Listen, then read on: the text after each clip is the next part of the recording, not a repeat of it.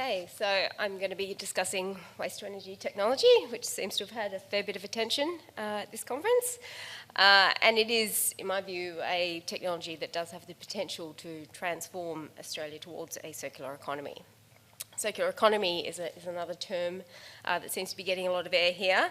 And, you know, when we think about extracting the maximum value from our resources, which is what circular economy really entails, obviously reuse and recycling has a major role to play there, but there is always going to be that residual element of waste for which another solution is required. And my recent experience has shown me how waste to energy can present such a solution. My recent experience being working in Europe for the past couple of years, where obviously waste to energy is an established waste management practice and energy generation source. So the images I've collaged up here are a bunch of waste to energy plant from Europe, UK and across the European continent. And as I'll discuss in my presentation, the technology has come a long way from basic incinerator plant, and in my view there are other more advanced technologies that may prove to be a better solution in the future. So first, considering the European waste-to-energy experience, a few basic features that underpin the commerciality of the technology. First, obviously, being the waste supply chains and proximity to those waste supply chains. This can be a tricky thing because, as we know here in Australia, in the public discourse, people will often resist the idea of having a waste treatment facility on their doorstep. What I have seen recently in the UK is that, depending on the type of technology, that public perception can change, but it is a big factor. We've had a lot of discussion this morning on landfill levies and the role they play, restrictions on landfill will play in pushing up gate fees, which improves the economics of waste-to-energy plant. The European Commission has adopted a circular economy package of rules as part of their transition of the European Union to a more efficient and sustainable economy. And the practical effect of these rules obviously is to restrict landfill volumes and put upward pressure on gate fees, which makes waste to energy a more commercial proposition in Europe. Where I was working in the UK, gate fees will constitute roughly 80 to 90% of revenues for waste to energy plant. So you can see that even though it's a generation source, it is, largely a waste management business. And obviously it's a Swedish success. Sweden is a very large adopter of waste to energy technology. Sweden doesn't allow organic or sorted combustible waste to be used for landfill at all, and because it does have so much waste to energy plant, it is in fact a net importer of waste because it doesn't produce enough to fuel its generation plant. So focusing on the UK, where I did work in government at Low Carbon Contracts Company managing long-term subsidy contracts for waste to energy new build development, there's a couple of interesting projects in the pipeline that I'm going to take you through. So the first is this Wheelabrator Kemsley project in Kent. So it's a 50 megawatt energy from waste facility with combined heat and power. So the plant's in the advanced stages of construction. It's due to commission next year, and when it does, it will be able to accept 500,000 tonnes of waste per year, which it will process to generate electricity to output to the grid, and it will also be supplying heat to an adjacent paper mill. Now, because the Kemsley project uses a more basic form of technology, it was required as part of the subsidy allocation round for it to have CHP, the combined heat and power technology as well, which works well in the case of this plant where you do have a paper mill adjacent to your project site, but obviously where there isn't a readily available heat off-taker, that's going to affect your ability to develop this kind of technology. Now, beyond the basic incinerator, direct combustion, there's advanced conversion technology.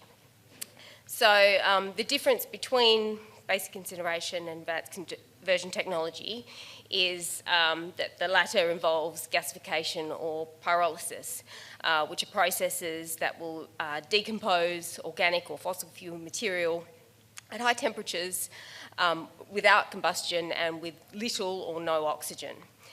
So unlike incineration, where the fuel's heated and reacts with oxygen, producing various products, advanced conversion technology will produce a fuel gas and char. Now, ideally, the fuel gas, a syngas, produced by advanced conversion technology would be fed directly into an engine or even a gas turbine and used to generate power that way. The reality is that while those applications have been successful on very small scales, they're yet to be proved at a commercial scale. What increasingly is being proved up at a commercial scale is an alternative form of advanced conversion technology where you have the gasification or pyrolysis process, but then the syngas is combusted in a separate chamber. And so it's then used to produce heat, produce steam, drive steam turbine in a manner comparable to an incinerator plant.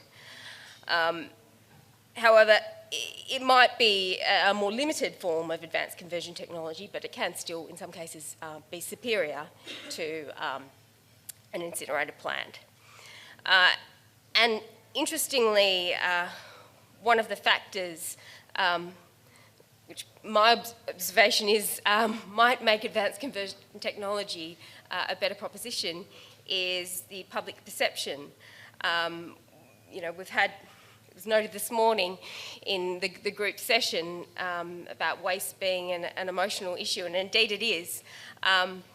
While residents are often up in arms about the proposal for an incinerator being built in their neighbourhood, they appear, at least the UK experience suggests, less opposed to advanced conversion technology.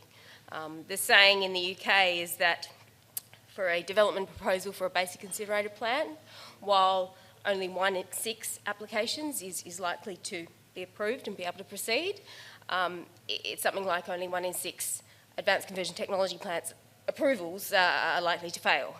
So there's a big difference in how the plant is perceived publicly, which is important if you want your plant to go through. So another UK waste-to-energy plant that I worked on, which also has a 15-year subsidy contract and which does use advanced conversion technology, is the Energy Works project in Hull. So this is a 25 megawatt facility that's situated in the centre of the city. So for those of you who are unfamiliar with Hull, it's a city midway up the east coast of England.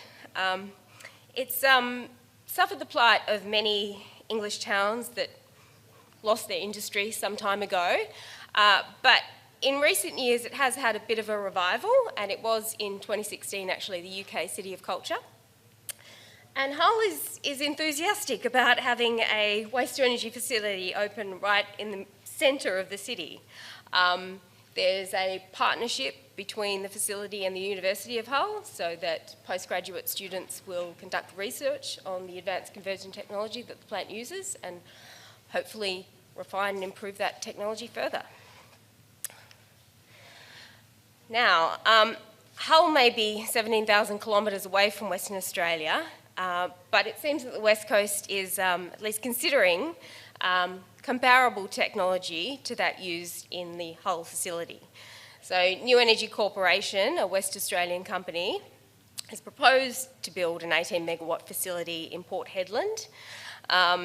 So this plant would potentially take up to 60,000 tonnes of waste per year. There was early interest in the project from Clean Energy Finance Corporation a few years ago, and the plant is proposing to use technology from NTEC Renewable Energy Technologies, which, as you can see, is a more limited form of advanced conversion technology involving a gasification step before the combustion of the fuel gas. So, yeah, potentially, we are considering this technology in Australia. Interestingly, New Energy Technologies is also obviously developing the Rockingham facility that we've just heard about, which, as we've just heard, is not advanced conversion technology. But it is encouraging that developers are considering how this technology may work in Australia. Now, if we think back to what we were talking about this morning, and particularly in relation to comments I've just made about the commercial drivers for waste to energy in Europe, obviously landfill restrictions play a really important role in pushing up the price of waste disposal and thereby improving the economics of waste to energy plant. So obviously we don't in Australia have anything like a sort of national circular economy package comparable to the European situation. And as you can see, this chart was published by the Clean Energy Finance Corporation 18 months ago. The figures are slightly out of date. They would have all been adjusted according to indexation of the relevant state legislation. But yeah, we see significant discrepancies between the levies across the straits, or in cases where there aren't levies.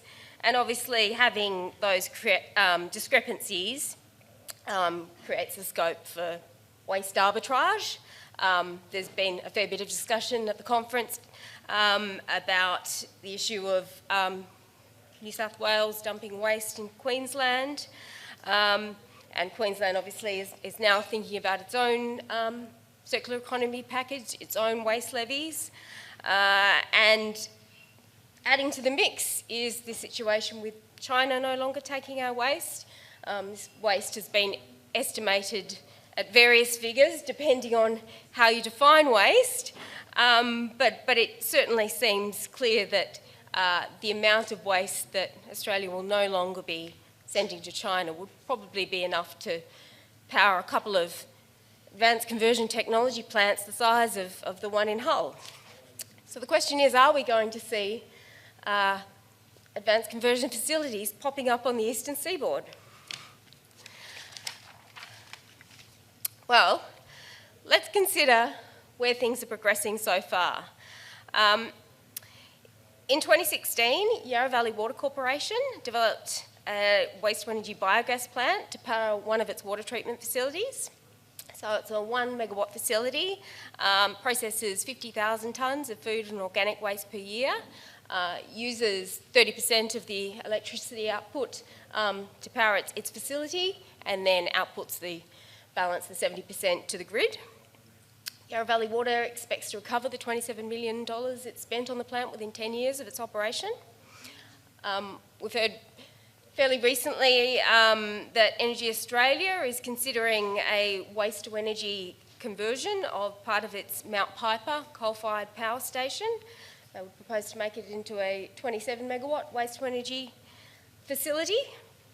And last year, the City of Greater Bendigo announced it was considering waste-to-energy solutions as part of its internal waste review. So it's thinking about the strain on Victorian landfills, it's looking for long-term sustainable solutions, considering partnering with neighbouring councils and private businesses to share the upfront capital costs. So, you know, it seems there's certainly consideration among municipal councils and major energy players looking to move away from fossil fuels. And it's very encouraging to see real financial commitment on the part of a water company. And I suggest that those monitoring the development of waste-to-energy in Australia pay close attention to water companies because there are several reasons why they are likely to be early movers in this space. Water companies are very large energy users, and across Australia we're increasingly seeing the water companies increasing their energy asset ownership to both reduce their energy costs but also achieve their sustainability goals. SA Water is increasing the solar PV it has on its water assets, including some floating solar PV panels, and it's aiming to get to net zero energy usage by 2020. Melbourne Water is aiming to be carbon neutral by 2030. It's already begun transitioning to zero emission vehicles. And these are the sorts of circular economy objectives within the water companies that are really consistent with developing waste-to-energy plant. Another feature of the water companies is that they increasingly present an opportunity for state governments to achieve ownership of energy assets by indirect means. Now, we saw prior to the most recent South Australian election the commitment of the then ALP government to have SA Water increase its energy asset ownership. A state government seeking to resolve issues of energy reliability and pricing, as well as waste disposal, may find an optimum solution in a state-owned, dispatchable, waste-fuelled generation plant. So, considering the developments in Western Australia, considering the various proposals and commercial drivers on the eastern seaboard, there is reason to be optimistic about waste-to-energy in Australia. We've heard very recently announcement by the federal government that they want ARENA and the Clean Energy Finance Corporation to prioritise waste-to-energy funding. However, I think the thing to remember about both of the UK projects that I've outlined here are underpinned by 15-year subsidy contracts. They're structured as contracts for difference. They're similar in some ways to the contracts for difference that were issued by the ACT and Victorian governments, well, soon to be issued by the Victorian government, to incentivise large-scale wind and solar. So it's pertinent to ask whether state governments might consider incubating waste-to-energy technology, which is a dispatchable form of generation, via long-term subsidy contracts. Something to think about. So thanks for listening. Marchment Hill Consulting works across energy and water, and we have, as mentioned earlier, recently launched a policy and regulation service. We've got plenty of experience in waste-to-energy technology, so if you're looking to get involved in this space, then please get in contact with us.